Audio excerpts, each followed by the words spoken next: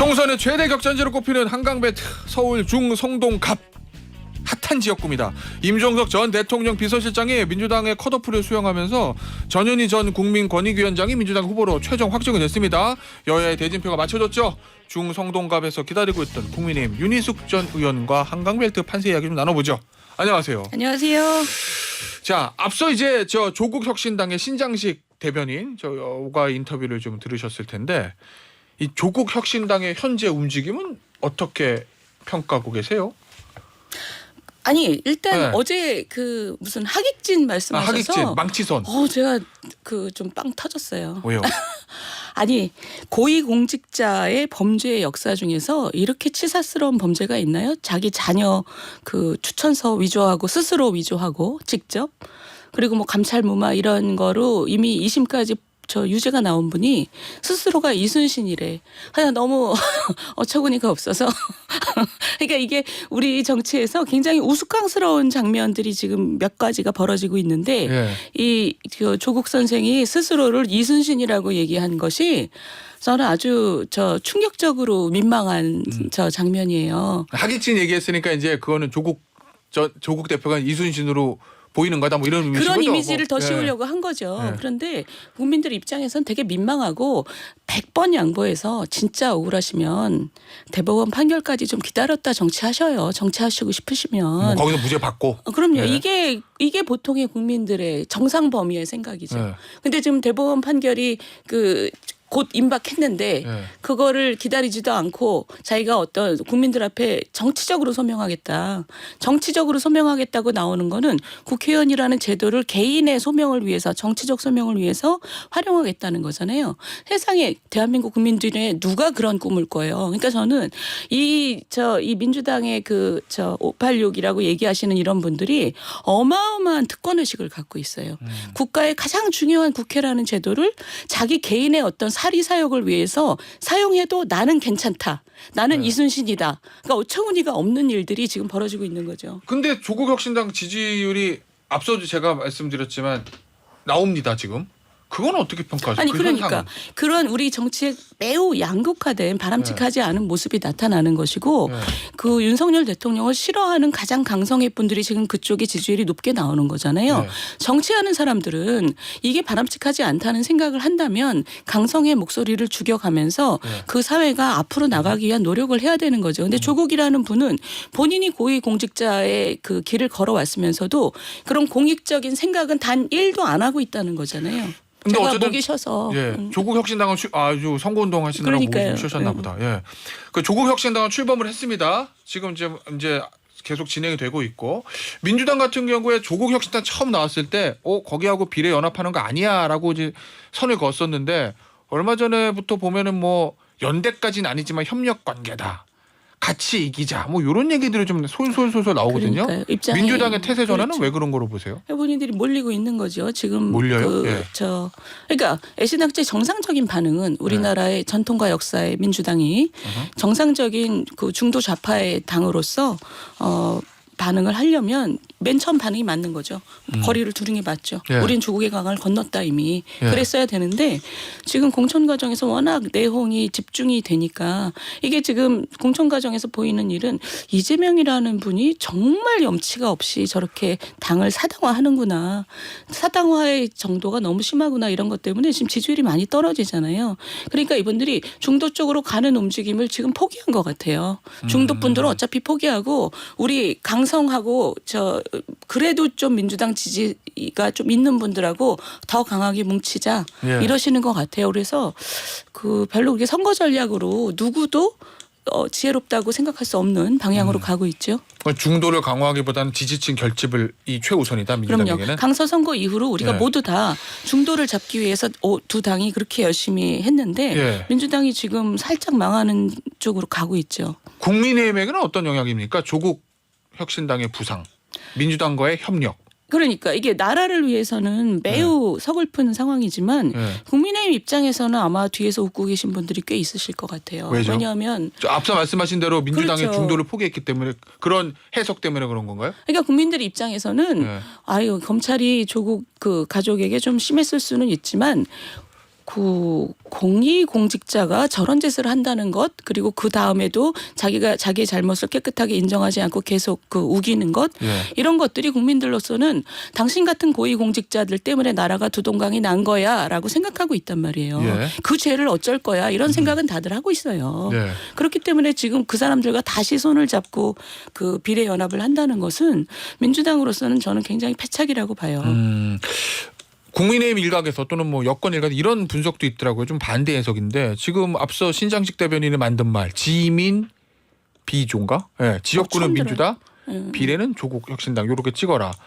그게 이제 되면 그런 얘기들 좀 솔솔 나오더라고요. 예를 들어서 민주당의 공천 내용에 실망해서 투표장에 가지 않으려고 했던 민주당의 지지층들이 조국 혁신당 찍으러 투표장 가서 진짜 비례는 조국 혁신당 찍고 그럼 지역구는 어디 찍지?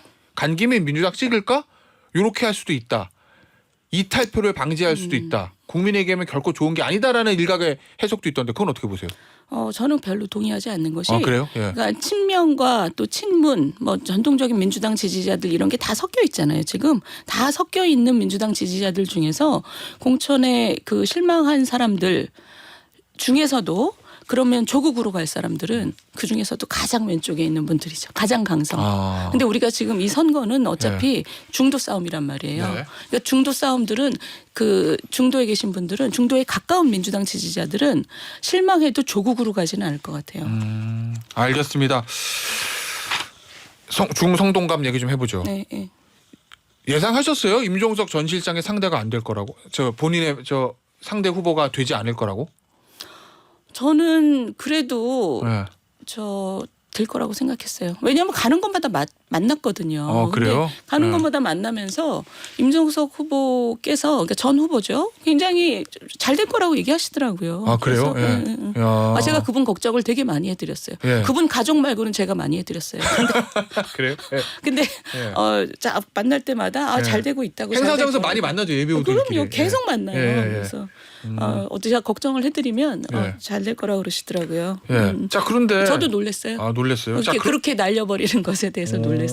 아니 날려버릴 수는 있다고 생각을 했는데 날려버리고 다른 분을 보낸 다음에 어제 영상인가 제가 보니까 기자들이 이재명 대표한테 임종석 씨 말고 전현희 씨가 더 나은 후보라고 생각하는 이유가 뭐냐 물었더니 대답을 못하더라고요 이분이. 그러니까 이재명 대표처럼 말 잘하는 분이 그 말 준비도 안 해놨어.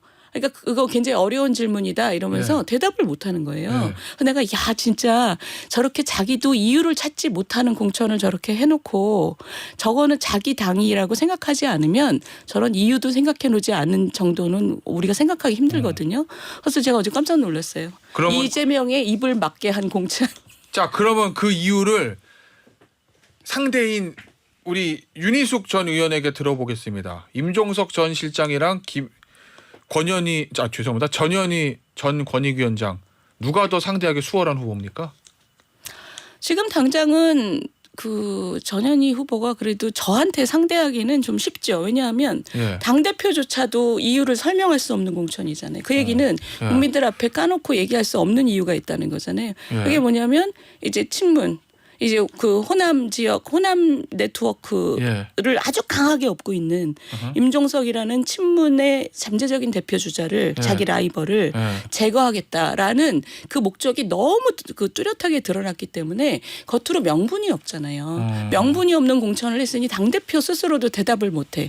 그러니 지역에서 그 명분이 아직 명분이 없다는 거를 지역에서도 느끼고 있단 말이에요. 근데 이게 제가 그래도 저는 저한테 뭐 씌워줬다 이런 얘기를 하는 게 아니라 이게 전열을 잘 가다듬으면 저희 그 지역구는 지난 20년 동안 이명박 그 뉴타운 열풍이 불었을 때 빼놓고는 한 번도 국민의힘이 가져온 적이 없는 곳이에요. 그렇죠. 그래서 저는 사실 뭐 후보가 누가 되든 뭐 어려운 곳이죠.